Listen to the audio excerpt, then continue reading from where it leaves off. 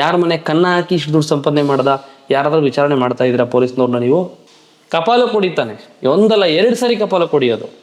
ಬಿಟ್ಟು ಬಿದ್ದವನು ಅವನು, ಫ್ಯಾಮಿಲಿ ಇಲ್ವಾ ಅವನಿಗೆ, ಅಪ್ಪ ಅಮ್ಮ ಇಲ್ವಾ, ಅನಾಥನ ಅವನು. ಅವತ್ತು ಟ್ರಾಫಿಕ್ ಪೊಲೀಸ್ನವರು ನಮ್ಮನ್ನು ಅಡ್ಡ ಹಾಕಿಲ್ಲ ಅಂದಿದ್ರೆ ನಮ್ಮ ಮಗು ಉಳಿದಿರೋದು ಇವತ್ತು. ಪುಟಕ್ಕಂತ ಬಂದ್ಬಿಟ್ಟು ನಿಂತ್ಕೊಂಡ್ಬಿಡೋದು ಗಾಡಿ ಮುಂದೆಗಡೆ, ರೋಡ್ ಸೆಂಟ್ರಿಗೆ ಬಂದ್ಬಿಡೋದು. ಎಲ್ರಿಗೂ ನಮಸ್ಕಾರ. ಈ ವಿಚಾರದ ಬಗ್ಗೆ ಮಾತಾಡಬೇಕು ಅಂತಂದರೆ, ಎಷ್ಟು ಮಾತಾಡಿದ್ರು, ನೀವು ಎಷ್ಟೇ ರಿಕ್ವೆಸ್ಟ್ ಮಾಡಿದ್ರು, ನೀವೆಷ್ಟೇ ಬುದ್ಧಿ ಹೇಳಿದ್ರು, ಎಷ್ಟೇ ಇನ್ಸಿಡೆಂಟ್ ನಡೆದ್ರೂ ಕೂಡ ನಮ್ಮ ಇಲಾಖೆಯಲ್ಲಿರುವಂಥ ಕೆಲವು ಪೊಲೀಸ್ ಆಫೀಸರ್ಗಳು ಎಚ್ಚೆತ್ಕೊಳ್ಳಲ್ಲ. ಈ ವಿಚಾರಕ್ಕೆ ಸಂಬಂಧಪಟ್ಟಂತೆ ಒಂದು ನಾನು ಸ್ಟೋರಿಯಲ್ಲಿ ಹಾಕಿರ್ತೀನಿ, ಇನ್ಸ್ಟಾಗ್ರಾಮ್ ಸ್ಟೋರಿಯಲ್ಲಿ. ದಯವಿಟ್ಟು ಸ್ಟೋರಿನ ಚೆಕ್ ಮಾಡಿ, ಡೀಟೇಲ್ಸ್ ನಿಮಗೆ ಗೊತ್ತಾಗುತ್ತೆ. ವಿಷಯ ಏನಪ್ಪ ಅಂತಂದರೆ, ಯಾವುದೋ ಈ ಸಿಲ್ಕ್ ಬೋರ್ಡ್ ಹತ್ರ ಯಾರೋ ಒಬ್ಬರು ಟ್ರಾಫಿಕ್ ಪೊಲೀಸ್ ಆಫೀಸರು ಯಾರೋ ಒಬ್ಬ ನಾರ್ತ್ ಇಂಡಿಯನ್ ಹುಡುಗನಿಗೆ ಏನೋ ಹಿಡ್ದಿದ್ದಾರೆ. ಅವನೇನೋ ಮಿಸ್ಟೇಕ್ ಮಾಡಿರ್ತಾನೆ ಬಿಡಿ, ಹೆಲ್ಮೆಟ್ ಹಾಕಿರಲ್ವೋ, ಮೊಬೈಲ್ ಯೂಸ್ ಮಾಡ್ತಿರ್ತಾನೋ, ಇನ್ನೊಂದು ಮತ್ತೊಂದು. ಕೆಲವೊಂದ್ಸರಿ ಚೆಕ್ ಮಾಡೋಕ್ಕೆ ಅಂತ ಹಿಡಿತಿರ್ತಾರೆ. ಈ ಚೆಕ್ ಮಾಡೋಕ್ಕೆ ಅಂತ ಹಿಡಿತಾರಲ್ಲ, ಆ್ಯಕ್ಚುಲಾಗಿ ಏನು ಅಂದರೆ ಕಣ್ಣಿಗೆ ಕಾಣುವಂಥ ಅಪರಾಧಗಳು ಇಲ್ಲದೆ ಗಾಡಿಯನ್ನು ನಿಲ್ಲಿಸಿ ನಾನು ಚೆಕ್ ಮಾಡ್ತೀನಿ ಅನ್ನುವಂಥದ್ದನ್ನು ಟ್ರಾಫಿಕ್ ಪೊಲೀಸ್ನವರು ಮಾಡೋಂಗಿಲ್ಲ ಅಂತ ಒಂದು ರೂಲ್ಸೇ ಇದೆ. ಸುಮ್ಮನೆ ನಾವು ಚೆಕ್ ಮಾಡ್ತೀವಿ ಅಂತ ನಿಲ್ಸೋಕ್ಕಾಗಲ್ಲ ಈಗಿನ ಇದರಲ್ಲಿ. ಆ್ಯಂಡ್ ಆಲ್ಸೋ ಆ ಹುಡುಗನ ನಿಲ್ಲಿಸ್ತಾರೆ, ನಾರ್ತ್ ಇಂಡಿಯನ್ ಅಂತ ಅನ್ಸುತ್ತೆ, ಮೇ ಬಿ ಫುಡ್ ಡೆಲಿವರಿ ಮಾಡೋನು. ಇನ್ನೊಂದು ಅವ್ನು ಬ್ಯಾಗ್ ಹಾಕ್ಕೊಂಡಿದ್ದ, ನೋ ಬ್ರೋಕರ್ ಸಮಥಿಂಗ್ ಒಂದು ಬ್ಯಾಗ್ ಹಾಕ್ಕೊಂಡಿರ್ತಾನೆ. ಯಾವುದೋ ಒಂದು ಕಂಪ್ನಿಲಿ ಕೆಲಸ ಮಾಡೋನು, ಹಿಂದಿಯವನು. ನಿಲ್ಲಿಸ್ಬಿಟ್ಟು ಏನೇನು ಚೆಕ್ ಮಾಡಿರ್ತಾರೋ, ಏನೇನು ಮಾತಾಡಿರ್ತಾರೋ ಗೊತ್ತಿಲ್ಲ. ಏನಾಗಿದೆ ಅಂತ ಎಕ್ಸಾಕ್ಟ್ಲಿ ಇಲ್ಲಿ ವಿಷಯ ಅರ್ಥ ಯಾರಿಗೂ ಆಗಿಲ್ಲ. ಹೆಲ್ಮೆಟ್ ಹಾಕ್ಕೊಂಡಿರ್ತಾನೆ, ಆಫ್ ಹೆಲ್ಮೆಟು, ಒಂದು ಕೆನೆ ಬಿಡ್ತಾನೆ ಆ ಪೊಲೀಸ್ ಆಫೀಸರ್. ನಾನು ಈ ವಿಡಿಯೋ ಮುಖಾಂತರ ಒಂದು ವಿಷಯ ಹೇಳ್ಬಿಡ್ತೀನಿ. ಈ ವಿಡಿಯೋ ಯೂನಿಫಾರ್ಮ್ ಹಾಕ್ಕೊಂಡು ಕಷ್ಟಪಟ್ಟು ಪೊಲೀಸ್ ಕೆಲಸ ಅಂತ ತಗೊಂಡು ನಾನು ಜನಗಳ ಸೇವೆ ಮಾಡ್ತೀನಿ, I am A public servant ಅಂತ ಯಾರು ತಲೆಲಿಟ್ಕೊಂಡು ಜನಗಳ ಸೇವೆ ಮಾಡಲಿಕ್ಕೆ ಅಂತ ಬಂದಿರ್ತಾರಲ್ಲ, ಯಾವುದೇ ಪೊಲೀಸ್ ಡಿಪಾರ್ಟ್ಮೆಂಟ್, ಯಾರೇ ಪೊಲೀಸ್ ಆಗಿರಲಿ, ಪ್ರಾಮಾಣಿಕವಾಗಿ ಕರೆಕ್ಟಾಗಿ ಕೆಲಸ ಮಾಡುವಂಥ ಪೊಲೀಸ್ನವ್ರಿಗೆ ಈ ವಿಡಿಯೋ ಅಲ್ಲ. ಈ ಹೊಟ್ಟೆ ತುಂಬ ಅನ್ನ ತಿಂದ್ರಪ್ಪ ಅಂದ್ಬಿಟ್ಟು ಗೌರ್ಮೆಂಟ್ ಅವರು ಒಂದು ಯೂನಿಫಾರ್ಮ್ ಕೊಟ್ಟು, ಬಾಡಿ ಕ್ಯಾಮ್ ಕೊಟ್ಟು, ಒಂದು ಟೋಪಿ ಕೊಟ್ಟಿರ್ತಾರೆ, ಒಂದು ವಾಕಿ ಟಾಕಿ ಕೊಟ್ಟಿರ್ತಾರೆ.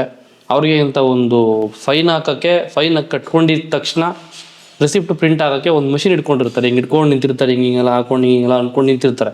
ಆ ಮಷಿನ್ ಕೊಟ್ಟು ಅವ್ರು ಓಡಾಡೋದಕ್ಕೆ ಒಂದು ಗಾಡಿ, ಅದಕ್ಕೊಂದು ಪೆಟ್ರೋಲು, ಹೈಯರ್ ಆಫೀಸರ್ಸ್ ಇರ್ತಾರಲ್ಲ ಟ್ರಾಫಿಕ್ ಪೊಲೀಸ್ನವರು, ಅವ್ರಿಗೆಲ್ಲ ಕಾರು, ಇದೆಲ್ಲ ಕೊಟ್ಟು ಗೌರ್ಮೆಂಟ್ ಕಡೆಯಿಂದ ಕೊಟ್ಟರು ಅನ್ನ ತಿನ್ರಪ್ಪ ಅಂತ ಹೇಳಿದ್ರು, ಇಲ್ಲ ಸರ್ ನಾವು ಹೇಳನೇ ತಿಂತೀವಿ, ನಮಗೆ ಹೇಳೇ ರುಚಿಕರವಾಗಿರುತ್ತೆ ಅಂತ ಕೆಲವ್ರು ಹೇಳ್ತಾರೆ. ಅಂಥವ್ರಿಗೆ ಮಾತ್ರ ಈ ವಿಡಿಯೋ. ಯಾಕೆ ಅಂತಂದರೆ, ಆ ಹುಡುಗ ಏನು ತಪ್ಪು ಮಾಡಿದ್ನೋ ಏನೋ ಗೊತ್ತಿಲ್ಲ, ಏನು ಮಿಸ್ಟೇಕ್ಸ್ ಇತ್ತೋ ಅವನ ಕಡೆ, ಏನೇನು ಡಾಕ್ಯುಮೆಂಟ್ಸ್ ಇರಲಿಲ್ವೋ, ಇನ್ಶೂರೆನ್ಸ್ ಇರಲಿಲ್ವೋ, ಕಾನೂನುಬದ್ಧವಾಗಿ ಏನು ಮಾಡಬಹುದು ಅದನ್ನು ಮಾತ್ರ ಮಾಡಿದಿದ್ರೆ ಇಲ್ಲಿ ಏನೂ ಸಮಸ್ಯೆ ಇರ್ತಿರ್ಲಿಲ್ಲ. ಈ ಹೊಡಿಯೋದು, ಬಡಿಯೋದು, ಹಿಂಸೆ ಮಾಡೋದು, ಬಾಯಿಗೆ ಬಂದಂಗೆ ಮಾತಾಡೋದು,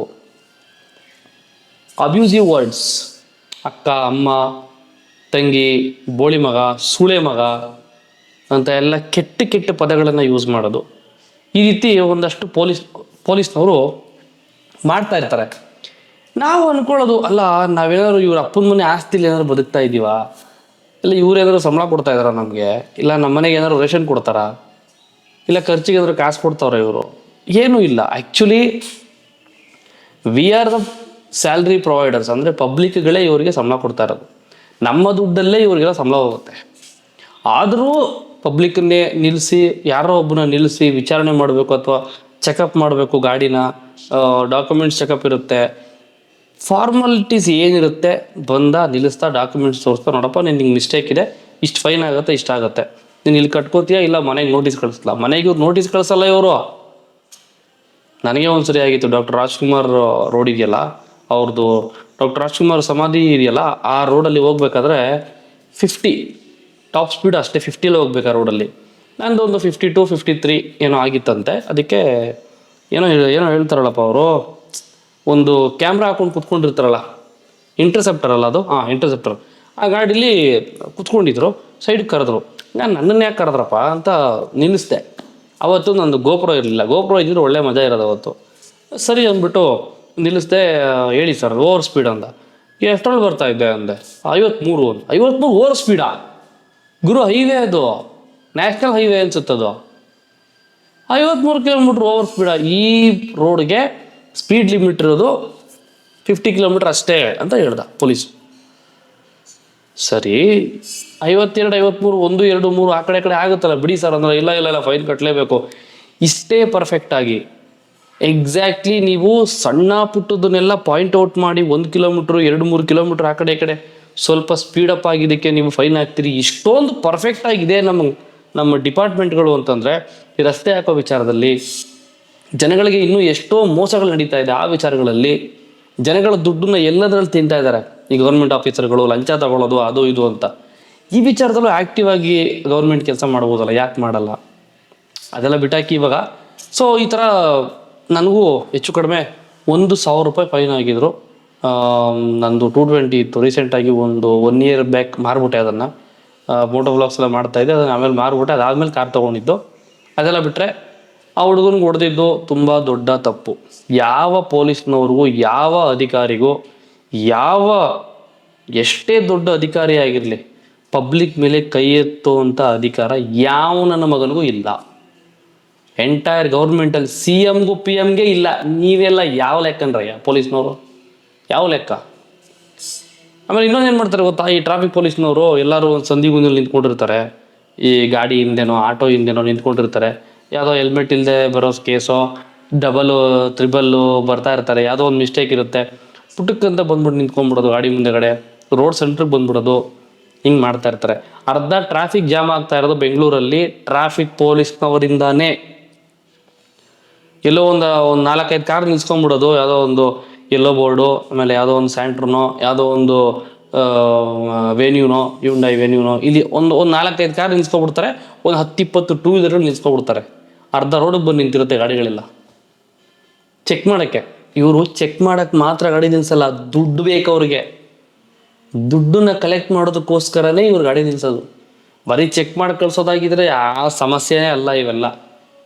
ನನಗೊಂದು ಡೌಟ್ ಏನು ಗೊತ್ತಾ, ಇಷ್ಟೆಲ್ಲ ಟ್ರಾಫಿಕ್ ಕ್ರಿಯೇಟ್ ಮಾಡ್ತಿರೋ ನಿಮ್ಮನ್ನು ಟ್ರಾಫಿಕ್ ಕ್ರಿಯೇಟ್ ಮಾಡೋದಕ್ಕೋಸ್ಕರ ಟ್ರಾಫಿಕ್ ಪೊಲೀಸ್ ಅಂತಾರೋ, ಅಥವಾ ಸಂಚಾರ ದಟ್ಟಣೆಯನ್ನು ನಾವು ಕ್ಲಿಯರ್ ಮಾಡ್ತೀವಿ, V are the responsible officers ಅಂತ ನೀವು ಡ್ಯೂಟಿಗೆ ಜಾಯ್ನ್ ಆಗಿರ್ತೀರಲ್ಲ, ನಾವು ಟ್ರಾಫಿಕ್ನ ಕಂಟ್ರೋಲ್ ಮಾಡ್ತೀವಿ ಅಂತ, ಅದಕ್ಕೋಸ್ಕರ ನಿಮ್ಮನ್ನ ಟ್ರಾಫಿಕ್ ಪೊಲೀಸ್ ಅಂತಾರೋ ನನಗಿನ್ನೂ ಅರ್ಥ ಆಗಿಲ್ಲ. ಅದು ಇವ್ರ ಕೆಲಸ ಏನು? ಟ್ರಾಫಿಕ್ ಕ್ಲಿಯರ್ ಮಾಡಬೇಕು, ಸಿಗ್ನಲಲ್ಲಿ ನಿಂತ್ಕೋಬೇಕು. ಕೆಲವ್ರು ಹೇಳ್ಬೋದು ಈಗ, ಹೇಳೋದಷ್ಟು ಈಸಿ, ಬಂದ್ ಮಾಡು ಗೊತ್ತಾಗತ್ತೆ. ನಾನು ಯಾಕೆ ಗುರು ಬಂದ್ ಮಾಡಬೇಕು? ಕೆಲವ್ರು ಹಾಕ್ತಾರೆ ಕಮೆಂಟು, ಬುದ್ಧಿವಂತರು. ಯಾಕೆ ಮಾಡಬೇಕು? ಹಂಗಾರೆ ಯಾಕೆ ಬರ್ತೀರ ಕೆಲಸಕ್ಕೆ? ಬೇರೆ ಕೆಲಸ ನೋಡ್ಕೊಂಡು ಹೋಗಿ. ಅತ್ಲಾಗಿ ಗಾಳಿ, ಚಳಿ, ಗಾಳಿ, ಮಳೆ, ಧೂಳು, ಬಿಸಿಲು, ಇಷ್ಟೆಲ್ಲ ನೋಡ್ಕೊಂಡು ನಾವು ಕೆಲಸ ಮಾಡಬೇಕು. ನಮ್ಮ ಕಷ್ಟ ನಿಮಗೆ ಗೊತ್ತಾ? ನಮ್ಗೆ ಯಾಕೆ ಗೊತ್ತಾಗಬೇಕು? ನಿನ್ನ ಹಣೆ ಬರ, ನಿನ್ನ ಕೆಲಸ ನೀನು ಮಾಡ್ತೀಯ. ಕೆಲವ್ರು ಹಂಗೆ ಹೇಳ್ತಾರೆ, ಅವ್ನಿಗೆ ಎಷ್ಟು ಕಷ್ಟ ಇರುತ್ತೆ ಗೊತ್ತಾ? ಎಲ್ಲ ಕೆಲಸನೂ ಕಷ್ಟನೇ. ಹಂಗೆ ನೋಡಿದ್ರೆ ಊಟ ಮಾಡೋದು ಕಷ್ಟನೇ. ಇವತ್ತು ಊಟನ ಸಂಪಾದನೆ ಮಾಡಬೇಕು ಅಂತಂದರೆ ಅಷ್ಟು ಸುಲಭವಾದ ಮಾತ್ರ ಅಲ್ಲ. ಕಲಿಸ್ಕೋಬೇಕು. ಅನ್ನ ಸಾಂಬಾರು ತಟ್ಟೆಗೆ ಹಾಕ್ಕೊಂಡು ಕಲಿಸ್ಕೊಂಡು ಕೈಯಲ್ಲಿ ಹಿಂಗೆ ಕೈಯಿಂದ ಎತ್ತಿ ಬಾಯಿಗಿಡಬೇಕು, ಅಲ್ಲಿವರೆಗೂ ಕಷ್ಟನೇ. ಆಮೇಲೆ ಅಗಿಬೇಕು, ನುಂಗಬೇಕು, ಅದು ಒಂದು ಕಷ್ಟ ಅಂತಾರೆ ಕೆಲವರು. ಏನು ಮಾಡ್ತೀರಾ?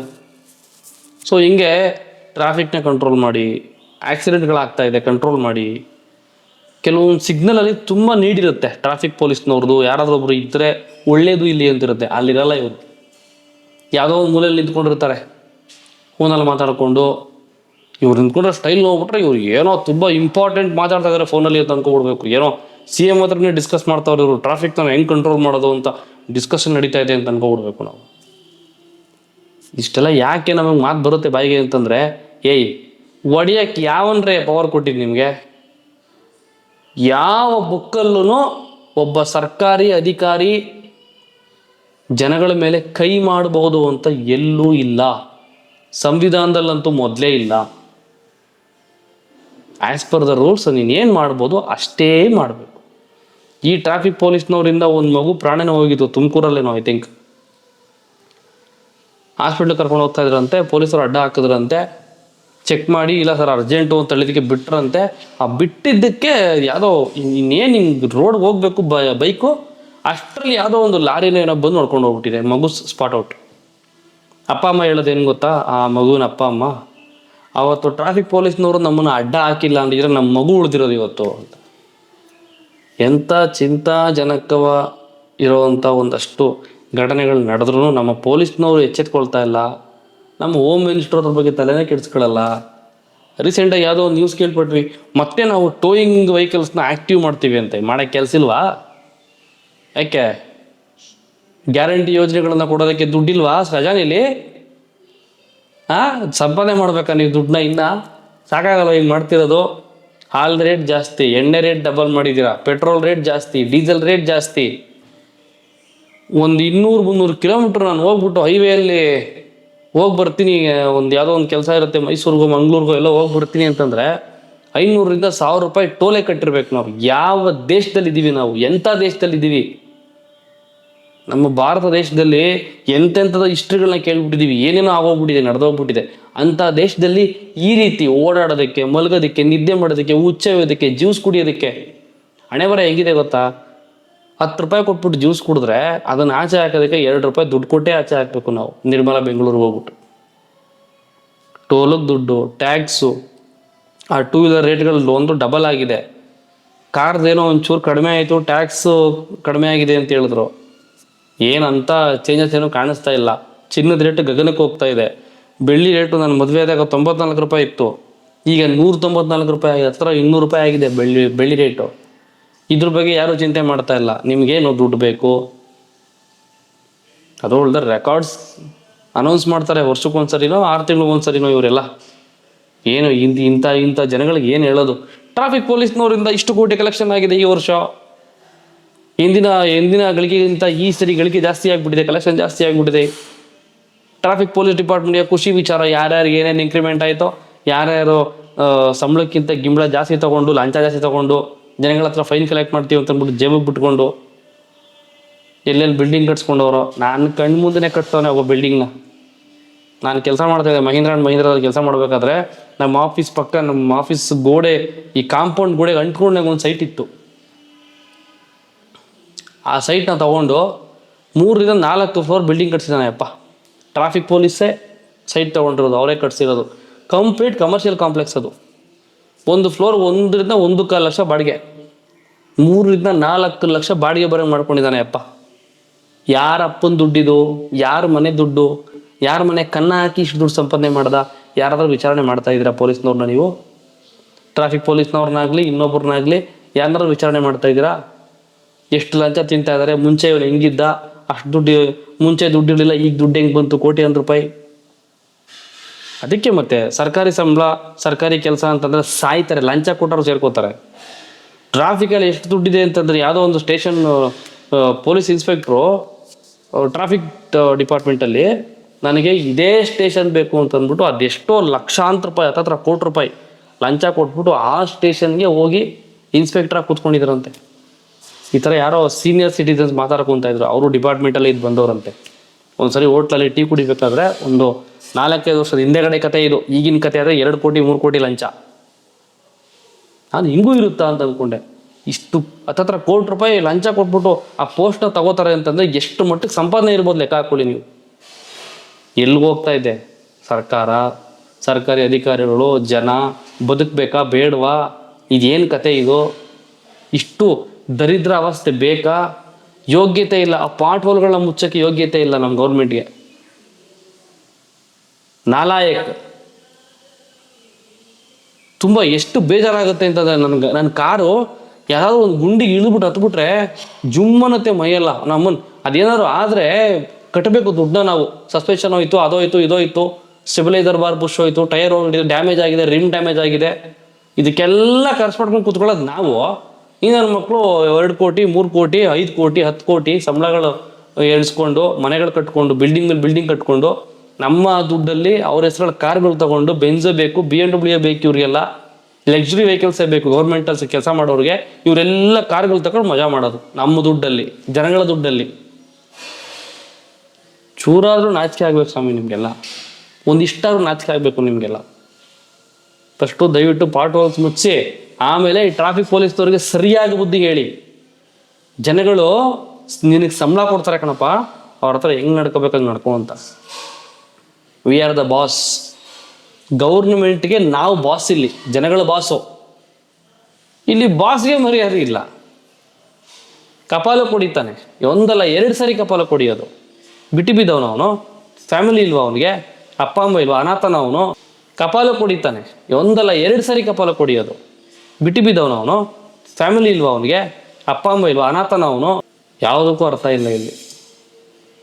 ಕಮೆಂಟು ನಿಮ್ಮದೇ, ಕಮೆಂಟ್ ಬಾಕ್ಸ್ ನಿಮ್ಮದೇ. ಕಿತ್ತ ಹರ್ಕೋತಿರಲ್ಲ ಕೆಲವರು, ಅದೇನೇನು ಕಮೆಂಟ್ ಹಾಕ್ತೀರಾ ನೋಡ್ತೀನಿ. ನಿಮ್ಮ ಒಪಿನಿಯನ್ನ ಕಮೆಂಟಲ್ಲಿ ತಿಳಿಸಿ ಅಂತ ಹೇಳ್ತಾ ಇನ್ನೊಂದು ವಿಡಿಯೋದಲ್ಲಿ ಮತ್ತೆ ಸಿಗ್ತೀನಿ. ಬಾಯ್ ಬಾಯ್, ಟೇಕ್ ಕೇರ್.